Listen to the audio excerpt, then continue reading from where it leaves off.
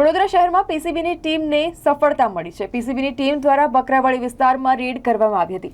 આ રેડ દરમિયાન વિદેશી દારૂનો જે જથ્થો છે તે ઝડપી પાડવામાં આવ્યો છે। એક કિસમને પણ ઝડપી પાડવામાં આવ્યો છે। તેની પાસેથી 2 મોપેડ અને એક 4 વ્હીલર ગાડી સાથે એટલે કે 14 લાખનો આશરે જે મુદ્દામાલ છે તે કબજે કરવામાં આવ્યો છે। આરોપીની ધરપકડ કરવામાં આવી છે। ગુનો નોંધી તપાસ હાથ ધરવામાં આવી છે।